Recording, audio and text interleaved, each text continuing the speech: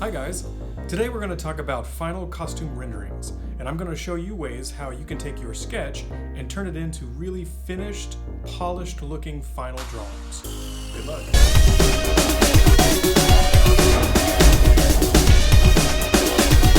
Final renderings are a communication tool from the costume designer to the director. We want to make sure that we put our best drawings forward when we are communicating our ideas. So there's a lot of technique involved in creating some really finished looking products. When you start sketching, that's all about you expressing your ideas. It's all about communicating textures and colors and lines, but it's also about cataloging information for yourself and the ways that you want to design a costume. But to present a final rendering to the director, you want to have something that is very presentational and very professional looking. And there's a few ways that you can accomplish that. First is using high quality paper and watercolors or markers. The second is including some really cool background details or really subtle suggestions of space. But probably the most important thing is using what's called a croquis.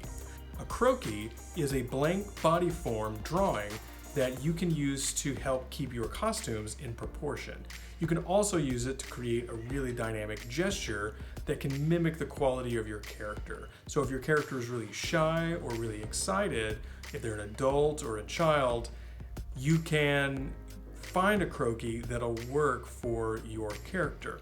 Now, when you find a croquis that works, the first thing you want to do is trace it. Okay? Or print it out if you can. But once you have your form, you're not going to draw your costumes directly over the croquis, you're going to trace it, all right? Tracing is very important. You can trace your costumes over the croquis and then you can include the form where the body is showing. So if you were to draw costumes that didn't have a body, those would be called flats. And flats are an important part of the sketching process, but for a final rendering, you want to include a body form. Most final renderings are done in color, so you can use markers or colored pencils, but I prefer to use watercolor. For that, you want to make sure that you have watercolor paper. If you don't have these things at home, that's okay. You can color with whatever tools you have. Making a final rendering is quite a process. First, you have to start with your play, and you have to do a lot of research. Then you have to do a lot of sketches, and finally you have to clean up your work to make it look as professional and presentable as possible.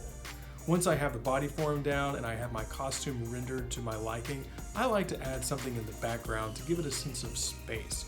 You can do spatter paint, you can do a simple line or a form in the background, but it helps ground the character on the page instead of making it look like they're just floating in a white void. You can find croquis online pretty easily, and you can find one that really works specifically for your character type. So once you have one in mind, you can either print it or trace it, and use that to create your rendering.